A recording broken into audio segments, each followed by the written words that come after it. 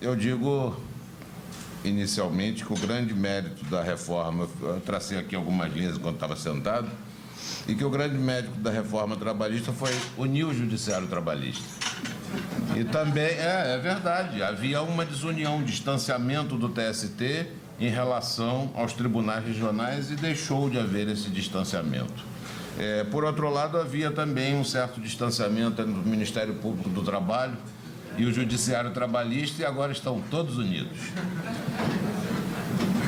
A única desunião é se aplica reforma ou não aplica reforma, mas tirando isso, o Judiciário Trabalhista está realmente unido. E interessante é que até então eu escutava críticas ferrenhas à jurisprudência consolidada do Tribunal Superior do Trabalho. E hoje, com muita alegria, eu verifico que os juízes e desembargadores e os procuradores estão defendendo aquelas súmulas que eles tanto criticavam.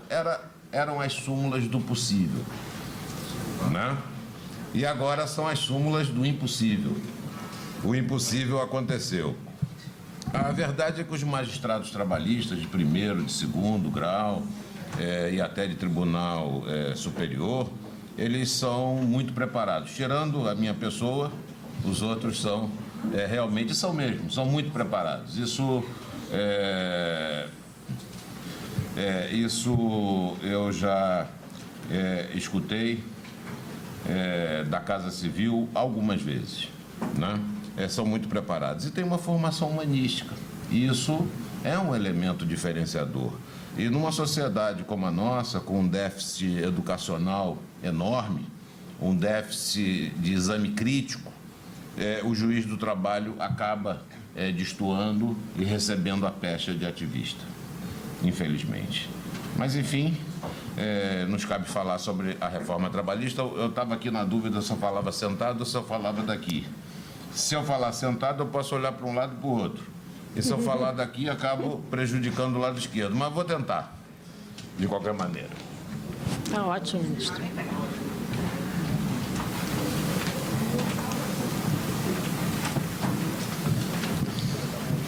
Eu vou botar... eu vou tirar isso aqui.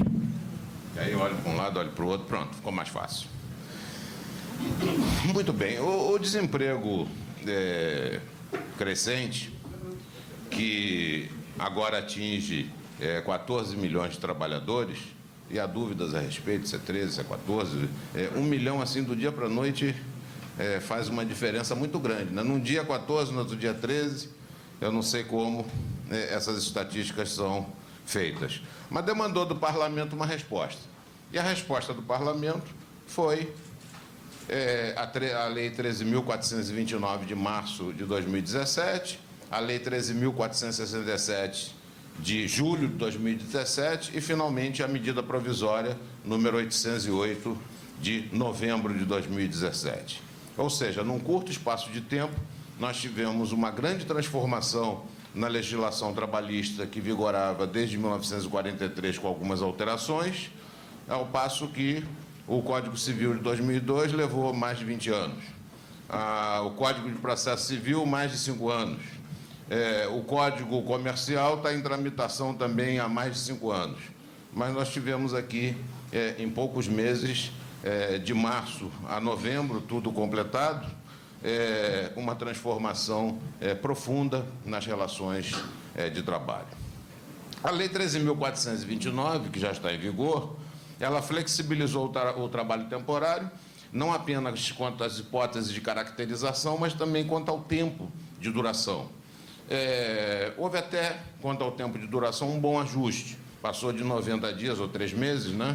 E, aliás, não é a mesma coisa, para 180 dias, o que é bom, porque pode, nesse caso, atender a substituição de pessoal regular, por exemplo, gestante, o que não atendia a contento antes. Então, é uma boa modificação. Quanto àquilo que ela ampliou, tenho cá um pouquinho minhas dúvidas em relação às atividades complementares, porque ali incluiu a intermitência, quando nós já temos o trabalho intermitente, aliás, muito mal regulado, diga-se de passagem, não sei para que aquilo serve.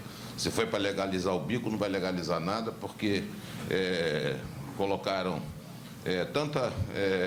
a burocratização foi tão grande que eu duvido que algum empregador consiga cumprir a lei. Mas, de qualquer maneira, ali fala em trabalho sazonal, fala em trabalho, enfim, eu tenho a impressão que foi um pouco além. Mas, de qualquer maneira, foi assim feita. A referida lei, ela também regulou a prestação de serviços a terceiros, até então somente prevista na súmula 331 do Tribunal Superior do Trabalho.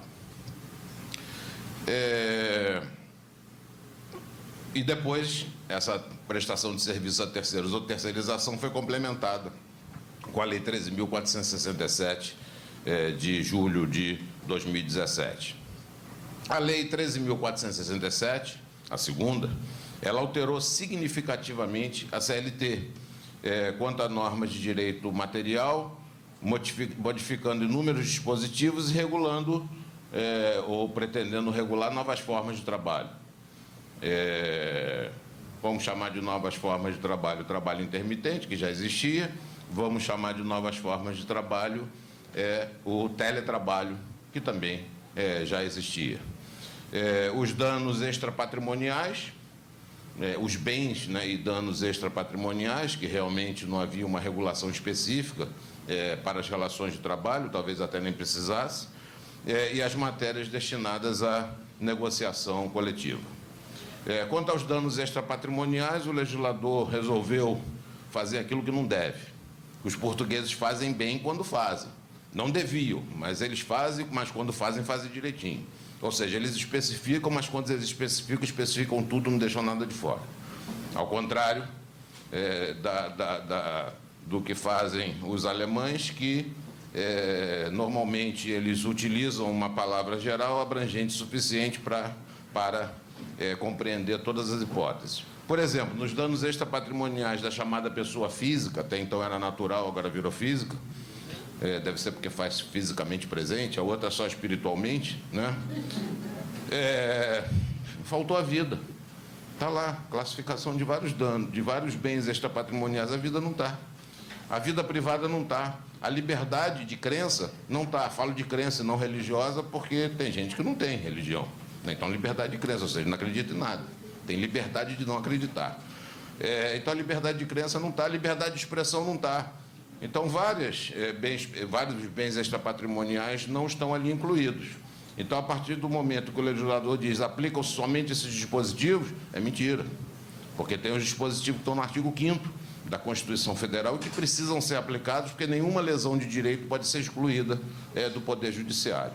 Então, aquela norma ali devemos entender apenas como uma norma exemplificativa. Mas são defeitos que talvez uma maior tramitação da lei pudesse levar a soluções um pouco diferentes das soluções que foram apresentadas. Bom, então, várias matérias foram revistas ou apresentadas e até então não existiam em termos de legislação. De igual sorte, no campo do direito processual, entre outras alterações, regulou o incidente de desconsideração da personalidade jurídica, regulamentou a transcendência para admissibilidade dos recursos de revista. Eu até então achava assim que eu podia ser Deus, mas agora eu tenho absoluta certeza que eu estou transcendendo, né? Eu cheguei a um patamar que me permite chegar a uma outra quadra, né? Bom, então, mas é o princípio da transcendência, talvez até mais objetivo do que a repercussão geral, mas acho que tem problemas, né? O que é transcendência econômica? Qual é o valor? Será que a transcendência vai ser usada para dizer que, embora o recurso não tenha pressupostos intrínsecos e extrínsecos de admissibilidade, mas mesmo assim transcende socialmente, por isso deve ser conhecido? Aí seria um tiro no pé do legislador. Enfim, finalmente a medida provisória número 808 de 2017 alterou dispositivos da Lei 13.467 de 2017, entre outros, regulando o trabalho autônomo, de certa forma, regular o trabalho autônomo, o que nunca tinha sido feito antes, não é tão ruim assim. O problema é como regula. E quanto aos bens extrapatrimoniais, a inclusão de outros bens inerentes à pessoa física, né? Mas continua a vida de fora, continua a liberdade de expressão de fora, mas incluíram lá a etnia e uns outros. E o valor base a ser considerado na fixação da indenização por danos extrapatrimoniais. Melhorou, porque melhorou o ponto de partida, todo mundo é igual. Então, se o engenheiro, junto com o servente, caírem do andame do 20º andar e se arrebentarem todos, o ponto de partida da indenização vai ser o mesmo, o maior valor de referência da Previdência Social, porque antes era o salário contratual, o engenheiro ia ganhar um caminhão de dinheiro e o pobre do servente não, né? Embora seja extrapatrimonial, eu estaria incluindo a patrimonialidade do salário para poder calcular o valor. Então, agora existe um critério neutro, mas o ponto de chegada é ruim, porque está limitado, e o Supremo Tribunal Federal, em inúmeras ocasiões, decidiu que não poderia haver essa limitação, né? Até porque, de acordo com a Constituição, a indenização deve ser proporcional ao agravo. Então, não tem como eu fazer essa limitação. Bom, o desemprego que motivou a reação do Congresso, ele é um desemprego conjuntural. Ele não é estrutural. Esses 14 milhões de desempregados estão desempregados agora, mas não estavam desempregados de 2005 a 2013, onde tivemos quase pleno emprego, ou seja, com a legislação antiga. Então, se a legislação antiga permitiu o pleno emprego, não foi ela a causa de ter atrapalhado tudo a partir de um determinado momento. Ou seja, nós passamos a ter desemprego por conta da recessão, e a recessão por conta de maus investimentos, de investimentos equivocados e por conta da corrupção. Então, essas foram as causas pelas quais nós estamos agora com 14 milhões de desempregados. Então, as alterações legislativas, elas não vão impactar o mercado de trabalho. Se o país voltar a ter crescimento, as oportunidades de emprego vão retornar. Mas já existiam, naquela época, e por isso nós tínhamos quase pleno emprego, desemprego estrutural, como tínhamos também informalidade. Quanto à informalidade, a regulação do trabalho intermitente pode até ajudar, né? Regularizar o bico é uma coisa boa, mas só o tratamento diferenciado para as pequenas empresas, que respondem por 70% do mercado de trabalho, o investimento em mobilidade urbana para o trabalhador não levar 2 horas para ir ao trabalho e 2 horas para voltar, que ele vai chegar em casa às 11 horas da noite, já não vai ter o contato que devia ter com a família e depois vai acordar de madrugada para poder chegar ao trabalho. E aí é preferível ser flanelinha. Ele vai ter uma vida mais digna. Não vai ter CPF, também não vai contribuir, mas vai ter dinheiro para botar em casa.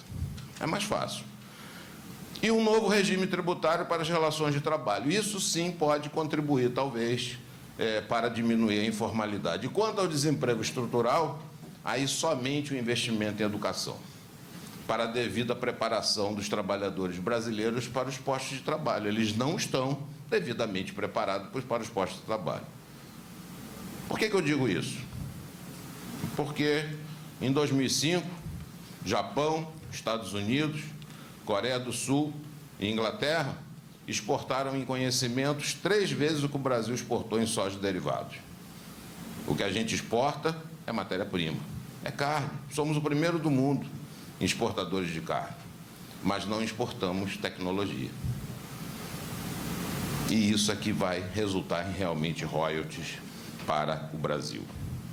Então, o desempenho do Brasil no mercado quaternário é pífio, nem aparece nas pesquisas. Nós estamos ainda no setor terciário. E a hora que a gente abrir esse mercado quaternário, a hora que nós tivermos educação condizente para ingresso nesse mercado quaternário, nós estaremos dando oportunidade de emprego a todos esses trabalhadores. A hora que nós construirmos estradas de ferro, ligando o Brasil de norte a sul, de oeste a leste, nós, então, estaremos desenvolvendo os lugares por onde as linhas férreas passarão e enquanto estamos construindo essas linhas férreas, daríamos emprego para todo mundo, em vez de ficar construindo estádio, reformando o aeroporto e fazendo hotéis. Aí, realmente, nós poderíamos pensar em dar emprego enquanto educaríamos o povo e teríamos, então, um outro Brasil, um Brasil preparado, aí sim, talvez, para entrar no que se chama primeiro mundo. Bom, falei muita coisa aqui, mas nós temos que falar de terceirização, né? A nova lei da terceirização. Há coisa de uns 3 anos atrás, fui ao Congresso, 3 ou 4 anos, já não me lembro quanto tempo, eu e o ministro Godinho. Aí o ministro Godinho, fala você, porque você fala melhor. O ministro Godinho é muito bom, mas ele acha, né, que talvez não tenha o dom da palavra em algumas situações políticas. Aí fala você, me mandou lá para o... era uma audiência pública, no plenário da Câmara, presidida então pelo Henrique Eduardo Alves, e aí eu fiz a defesa, no sentido de que a lei de terceirização que estava sendo apresentada na época, que não era essa, era outra, não era boa. E eu expliquei as razões, enfim, em pouquíssimo tempo, e falei para ele, presidente, se essa lei for aprovada, o povo depois vai atrás do senhor, de Vossa Excelência, e etc, etc. Bom, e aquilo abortou. Olha, eu me arrependo. Aquela lei comparada com a atual, ela era ótima, uma maravilha, não havia coisa melhor. Bom, o artigo 2º caput da CLT considera empregadora, empresa individual ou coletiva que, assumindo os riscos da atividade econômica, admite, assalaria e dirige a prestação pessoal de serviços. O artigo 3º estabelece que empregado é toda pessoa física que prestar serviços não eventuais a empregador, sob a dependência desse e mediante salário. E o artigo 511 da CLT, ele trata do conceito de categoria profissional através da similitude de condições de vida oriundas de trabalho ou profissão. E esses 3 artigos em conjunto, eles levam à ideia de uma relação angular entre empregado e empregador. A terceirização, ela termina, de certa forma, ou põe fim a esses conceitos, porque ela provoca a formação de uma relação trilateral entre a empresa tomadora e a chamada empresa prestadora de serviços. E afasta o vínculo de emprego e, ao mesmo tempo, afasta o trabalhador, de certa forma, pela especialização da categoria profissional na qual ele estaria inserido. Diante desses dispositivos 3 a que eu me referi, e da demasiada setorialização das atividades delegadas, com perda de noção de conjunto das partes ligadas à cadeia produtiva, do risco de fragmentação do poder de mobilização coletiva, de perda do poder de negociação e dos benefícios incertos nas normas coletivas da categoria profissional pertinente à empresa tomadora, do risco de inidoneidade financeira das empresas contratadas, da precarização consequente das relações de trabalho, o TST, então, inicialmente entendeu por proibir, digamos assim, a terceirização através da extinta súmula 256. Posteriormente, entendeu pela possibilidade, desde que essa terceirização ela ficasse restrita às atividades que não compusessem o objetivo principal de existência da empresa, né? Ou seja, as atividades fim. Se não fossem atividade fim, fosse atividade meio, nesse caso, então, poderia a terceirização ser feita. Muito se criticou o TST por conta dessa distinção entre atividade fim e atividade meio, porque o que seria atividade fim? Eu não tenho dúvida nenhuma do que é atividade fim. Atividade fim é fácil. A pessoa natural, ela nasce e ela pode praticar os atos da vida civil, ela adquire personalidade desde que nasce com vida. A pessoa jurídica, ela adquire personalidade ligada a seus atos constitutivos, aqueles atos constitutivos que ela declara, né, o contrato social, os estatutos, seja lá o que for, ela vai dizer lá qual é o seu objeto de existência. Ela existe para aquilo, ela não existe para outras coisas. Ela não tem legitimidade para atuar de outra forma. Ela não tem legitimação, né, para certas atividades. Ela não tem legitimidade para casar, ela não tem legitimidade para ter filho. Então, ela tem legitimidade para aquilo que consta do seu objeto social. É isso que ela vai trazer de benefício para a sociedade. E, por isso, seus atos constitutivos são aprovados. Então, para mim, a atividade principal é aquilo que está nos seus atos constitutivos, que constitui a sua razão de existir, né? A sua razão existencial. Mas, de qualquer maneira, não foi assim que se entendeu. Eu digo que não foi assim que entendeu a sociedade, porque se os representantes do povo ou da sociedade entendem de forma diferente, é porque a sociedade que elegeu essas pessoas, direto ou indiretamente, entende de forma diferente, a lei mudou. E a Lei 13.429, inicialmente, ela referiu a serviços especificados. E não fez a distinção entre atividade de meio e atividade de fim. Então, para mim, a súmula 331 continua em vigor durante a Lei 13.429. Apenas foi permitida a quarteirização. Mas a lei falava, então, a Lei 13.429 de março, em prestação de serviço. Não falava em repasse de atividade. Então, a atividade não podia ser transferida. O que podia ser feito era prestação de serviço. Eu podia contratar prestação de serviço e não repassar a atividade. E essa prestação de serviço que eu podia contratar dizia respeito a serviços especificados. Se falava em prestação de serviço, nesse caso, então, era a súmula 331. Não era a transferência da atividade. Agora, não. A Lei 13.467 fala na transferência da atividade. Aí muda totalmente de figura. Então, nós temos 3 normatividades que vão influir no direito intertemporal e nas soluções correspondentes. Nós temos, até a Lei 13.429, a súmula 331. Se era a interpretação da lei ou do conjunto sistemático de leis, a súmula 331, então ela compunha o direito objetivo. Então é isso que tem que ser aplicado para aquelas relações constituídas até a Lei 13.429. A partir da Lei 13.429, a mesma coisa, mas com a possibilidade de quarteirizar, ou seja, de transferir a prestação de serviços contratada. O que não tem nada de mais. No Código Civil, nós temos situações de obrigações de fazer pessoais e impessoais. Então, é possível, nas impessoais, você realmente repassar aquilo que você foi contratado para fazer, né? Então, tanto faz se o serviço vai ser prestado por fulano ou beltrano, se não houve uma contratação pessoal, pouco importa. Se eu contratar Van Gogh para pintar um quadro, só ele vai ter qualidade específica para fazer.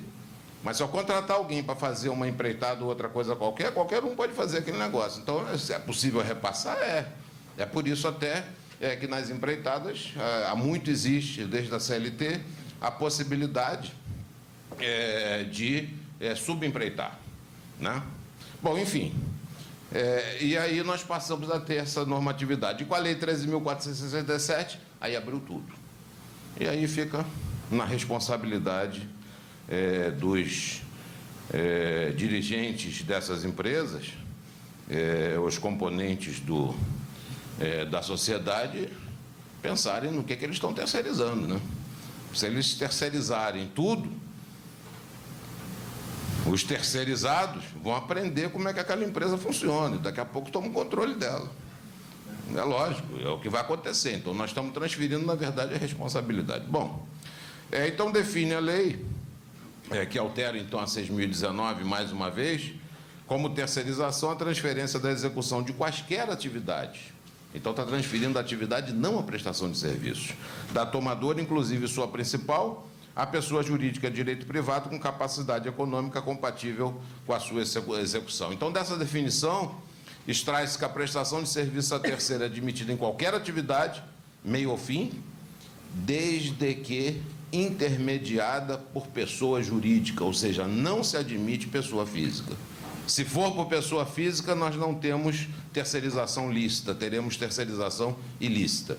E essa pessoa jurídica contratada tem que ter, ao mesmo tempo, capital social ou condições de poder realizar a execução, ou seja, a capacidade econômica compatível com a sua execução, exatamente para evitar que se trate de uma pessoa, por exemplo, natural, como intermediado, chamado testa de ferro, para poder arregimentar determinados trabalhadores para poder fazer o serviço. Então, está querendo afastar essa hipótese. E está querendo também afastar aquelas chamadas empresas de fachada, que na prática não existe, nas gatas, né? É que se falava antigamente. Porque essas gatas fazem presumir que quem está realmente promovendo a atividade é o próprio tomador. Então, por isso que está se afastando. Então, a lei denomina a terceirização ou outsourcing, né, de prestação de serviço a terceiro. Então, o nome terceirização não é usado pela lei. O que a lei, a denominação usada é prestação de serviço a terceiros. A prestação de serviço a terceiros por pessoa jurídica não se confunde com o contrato de prestação de serviço regulado pelo Código Civil. O Código Civil regula esse contrato de prestação de serviço nos artigos 493 a 609, mas ele regula um contrato de prestação de serviços de pessoa natural. Ali não estamos diante de pessoa jurídica. Então, lá é uma pessoa física que presta sem subordinação um trabalho manual ou intelectual de meio de resultado e também não se confunde com a empreitada, onde empreitada é um contrato tipicamente de resultado, cujo objeto é uma obra material em sentido estrito. Empresa tomadora que contrata uma prestadora para a realização de serviços inerentes à sua atividade principal, complementar ou acessória. E empresa prestadora é contratada por empresa tomadora para a realização de serviços inerentes à sua atividade principal, complementar ou acessória.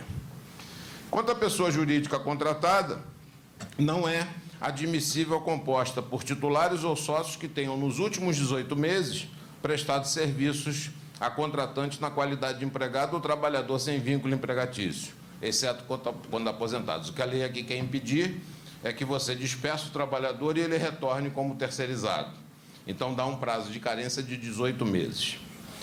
São requisitos que devem ser observados na contratação da empresa prestadora, pessoa jurídica devidamente registrada em junta comercial, e aí eu tenho cá minhas dúvidas, né? Que a pessoa jurídica, a sociedade, ela pode ser civil, ela pode ser comercial, não necessariamente comercial. Por que junta comercial? Né? Devia ser registro civil de pessoas jurídicas ou junta comercial, dependendo da empresa contratada, né? Da sociedade.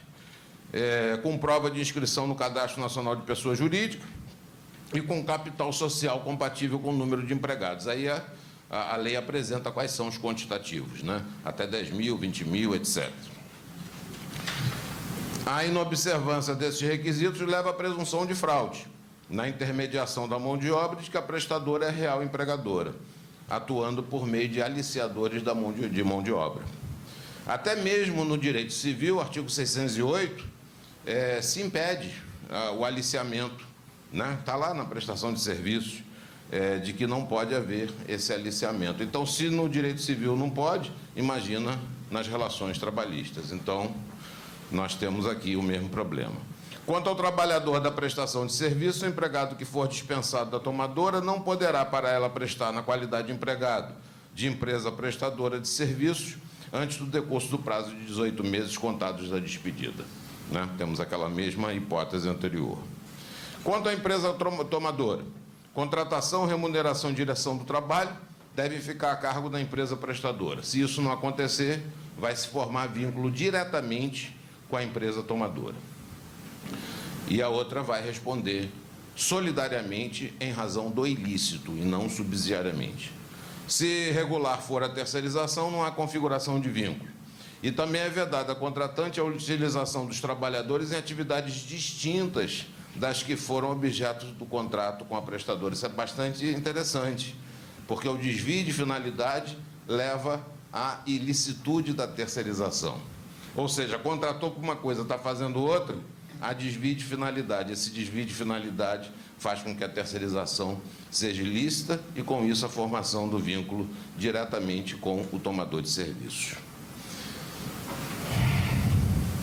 E, como corolário do desvio de finalidade, o artigo 5º-B determina que o contrato de prestação de serviço deverá conter a qualificação das partes, a especificação do serviço a ser prestado, o prazo e a remuneração. Então, é ótimo porque vai se verificar no contrato de prestação de serviços qual é o serviço que foi contratado. Se o serviço que foi contratado não for compatível com aquele que, na verificação do processo, foi o realizado pelo trabalhador, nós estamos diante de uma hipótese de terceirização ilícita e com consequente vínculo direto com a empresa tomadora e solidariedade das duas empresas. Quanto ao local da prestação de serviços, estes não precisam ser executados pela empresa prestadora contratada, que poderá subcontratá-los. A quarteirização está aí.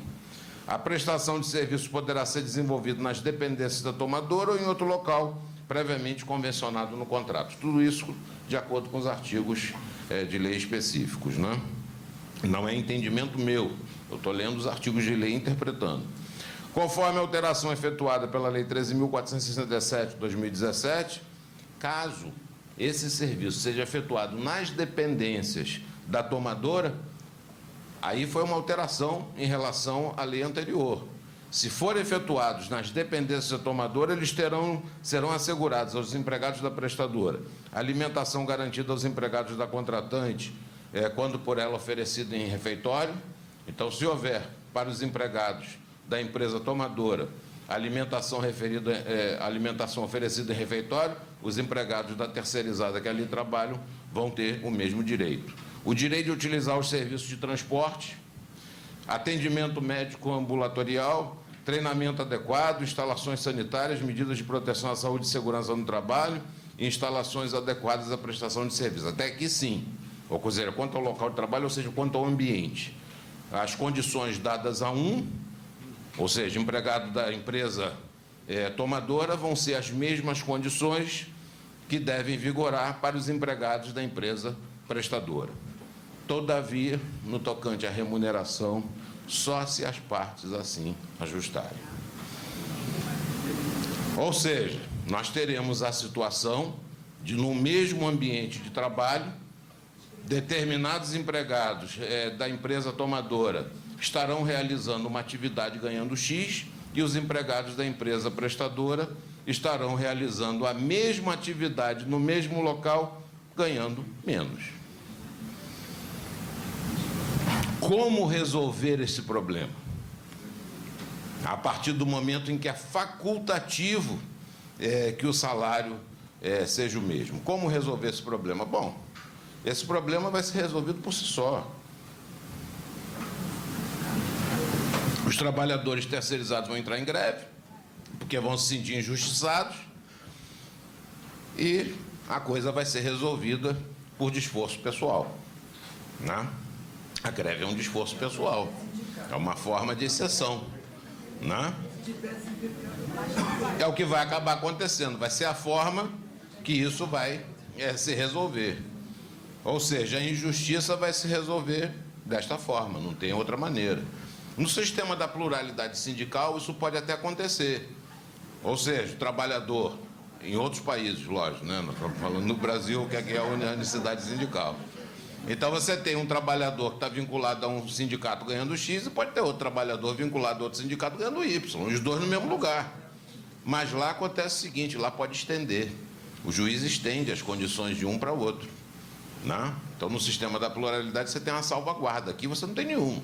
Aqui é uma situação que realmente o tempo vai mostrar que foi a pior solução que o legislador poderia ter adotado.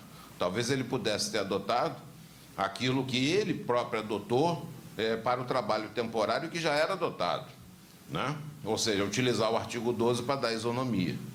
Aqui nem é caso de equiparação salarial, é caso de isonomia, simplesmente isonomia. Aí é que eu digo, se eu não tivesse defendido naquela época aquela terceira, aquela dava isonomia. Essa não deu, essa veio pior. Muito bem. Todavia, nos contratos que impliquem mobilização de empregados da contratada em número igual ou superior a 20% dos empregados da contratante, esta poderá disponibilizar aos empregados da contratada os serviços de alimentação e atendimento ambulatorial em outros locais, não necessariamente ali, apropriados e com igual padrão de atendimento. Ou seja, se tiver número igual ou superior a 20%, dos empregados da contratada, em vez de disponibilizar esses serviços no próprio ambiente de trabalho, pode disponibilizar fora. Salário equivalente e outros direitos equivalentes aos pagos, só se forem ajustados. E a expressão, se assim entenderem, não deixa dúvida de que realmente é absolutamente facultativo. A empresa contratante é subsidiariamente responsável pelas obrigações trabalhistas referente ao período em que ocorrer a prestação de serviço, já era decisão majoritária, né, uniforme da jurisprudência, já era nesse sentido, ou seja, enquanto ocorrer a prestação de serviço e a responsabilidade subsidiária, lógico que, se houver ilícito, nós estaremos diante da responsabilidade solidária, ou seja, dos coparticipantes pelaquela ação ou omissão contrária ou em desconformidade à letra expressa da lei. Quanto às empresas de vigilância e transporte de valores, regidas por lei especial, diz a lei, não são aplicáveis os dispositivos da Lei 6.019 de 74, ou seja, da reforma. A Lei 7.102 de 93, realmente, dos vigilantes, ela dispõe sobre serviços de vigilância e transporte de valores para estabelecimentos financeiros e diz que a vigilância ostensiva e o transporte de valores poderão ser executados pelo próprio estabelecimento, desde que com pessoal adequado, devidamente treinado, ou pode terceirizar. Então, essa terceirização já era prevista na lei e o que faz o legislador é preservar. Mas ele preserva porque tem peculiaridades que demonstram que não é possível, num caso como esse, por exemplo, quarteirizar. Porque a empresa contratada, ela depende de autorização de funcionamento, pelo tipo de atividade, comunicação à Secretaria de Segurança Pública do Estado, Território e Distrito Federal. Então, há requisitos que são realmente diferenciados e que faz com que essa contratação acabe sendo uma contratação quase que pessoal e não impessoal. Então, a empresa escolhida para fazer, ela certamente não vai poder, nesse caso, a prestadora de serviço não vai poder quarteirizar. Por outro lado, nós não teríamos aquela questão de mesmo ambulatório, lugar para refeição, mesmo salário. Então, todos aqueles problemas que nós verificamos antes em relação a essas empresas de segurança, por se tratar de uma categoria profissional bem diferenciada, mais do que diferenciada, bem diferenciada, e pelas condições de trabalho não há realmente como fazer esse compartilhamento. E por isso que o legislador ressalva de que, no caso dessa lei, eles têm condições especiais, tem mesmo, até adicional de risco, previsto no artigo 193, 2 da CLT, como regra para eles, né? Eles já têm um direito adicional de risco, até em ré ipsa, né? Sem você precisar discutir mais nenhuma coisa. Bom, enfim,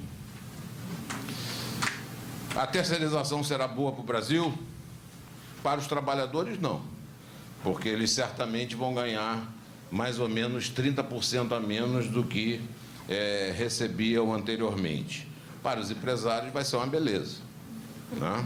Não tem dúvida nenhuma de que essa lei, parece que uma meia dúzia de empresários se reuniram numa sala e falaram, ó, vamos pegar aqui, essa vai ser a lei e vamos jogar.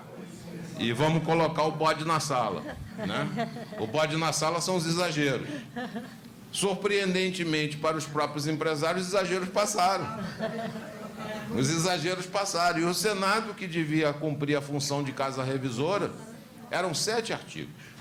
Eu vi, eram 7 artigos. O projeto de lei originário eram 7 artigos. Trabalho em tempo parcial, representação dos trabalhadores nas empresas e negociação coletiva, até de forma bastante tímida. Esses 7 artigos tratavam disso. Aí foi para a Câmara, está fazendo audiência pública sobre 7 artigos, né? Me chamaram uma das audiências lá. E eu falei sobre um determinado assunto que eu achei estranho, porque aquele assunto que me chamaram para falar na audiência pública não estava naquele projeto, né? No dia que eu estava lá, que eu fiz a audiência pública, foi dia 22 de março, né? Dia 22 de março. No dia que eu estava lá, 22 de março, enquanto estava discutindo na audiência pública, estava sendo aprovada a Lei 13.429 em plenário. Né? Nesse mesmo dia apareceu um substitutivo com 117 artigos, que veio a resultar na Lei 13.467. Né? Então, de março a julho, foi o tempo de tramitação dos 117 artigos. Mas a tramitação foi a seguinte: foi aprovada logo em seguida também na Câmara, foi para o Senado da Casa Revisora. Né? Então, devia rever a lei. Mas aí o Senado, o relator disse: está cheio de defeito. Mas nós não vamos mexer não, porque se mexer volta para a Câmara. Né? E aí a lei não é aprovada. E assim foi feito, ou seja, a Casa Revisora não fez o papel dela de rever. E foi para a sanção do presidente, o presidente pegou e sancionou tudo daquele jeito, sob a promessa de que haveria, então, uma medida provisória que acabou vindo. Me pediram o texto da medida provisória, mandei, mas depois eu me surpreendi que o texto mandado não foi o texto que foi publicado. Algumas coisas sim, outras não, etc. Me chamaram nesse meio tempo, antes da medida provisória, o ministro do Trabalho me nomeou presidente de uma comissão para reconsolidar a CLT. Mas era o seguinte, era para pegar e trazer o 13º salário para dentro da CLT, a lei do repouso remunerado para dentro da CLT, a própria lei 6.019 para dentro da CLT, e fazer uma atualização necessária, né? Fazer com que a coisa tenha pé e cabeça, digamos assim. E aí parece que ficaram com medo que houvesse, por parte da comissão, vontade até teria, né? Mas que houvesse parte da comissão, que a comissão fosse mexer nas reformas. Não era a intenção da comissão, porque, afinal de contas, foi aprovado daquele jeito e o ministro do Trabalho não queria que fosse feito assim. A única coisa que o ministro do Trabalho queria era que essa comissão desse uns pitacos na medida provisória, ou seja, que desse autoridade às modificações que deveriam ser feitas em relação à Lei 13.467. Mas aí os empresários fizeram o lobby lá, correspondente à comissão foi adiada, né? Foi desconstituída por hora, a fim de que, num determinado momento, ela possa reingressar, talvez. Mas, enfim, eram essas as notícias que eu poderia passar sobre terceirização. Eu queria ter outras notícias, né? Queria dar notícias diferentes, mas a lei que está em vigor é essa. E, apesar de tudo, não é inconstitucional. Gostaria que fosse, mas inconstitucional não é. Algumas coisas em relação à lei nós podemos discutir inconstitucionalidade, né? O problema da falta de isonomia, etc. E tal. Algumas coisas, sim, né? Nós podemos discutir inconstitucionalidade. Mas transferir por delegação, digamos assim, a atividade não é inconstitucional. Realmente não é inconstitucional. É inconstitucional limitar a indenização por danos morais. Isso é inconstitucional, né? Como seria inconstitucional o ponto de partida com diferença salarial. Quebraria o princípio da isonomia. Mas a terceirização não é inconstitucional, né? Não é conveniente, mas inconstitucional não é. Tem várias inconstitucionalidades na Lei 13.467. Inúmeras. O que não tinha na 13.429. Então, tem várias inconstitucionalidades que certamente vão ser, com o passar do tempo, declaradas. Aliás, o Supremo já se adiantou em relação à TR, né? Porque realmente era um investimento maravilhoso para os empresários. Não pagar os débitos trabalhistas e depois pagar pela TR, quando eles são muito melhor remunerados com qualquer outro investimento, olha, quem não quer uma coisa dessa, né? E seria até um investimento bom para os países estrangeiros, né? Sim. Seria bem interessante. Na verdade, olha que investimento bom. Melhor que commodity, melhor que qualquer outra coisa. Mas já foi declarada essa inconstitucionalidade. Então, a lei, no ponto que determina a aplicação da TR, já nasce natimorta, né? Mas, tirando isso, realmente eu não vejo, infelizmente, inconstitucionalidade no fato de terceirizar e de se terceirizar da forma como foi. Apenas faço uma referência a uma decisão que eu dei antes disso, de uma empresa, de um tal de Wesley, que eu não me lembro o nome dele, que ela era uma empresa de abate.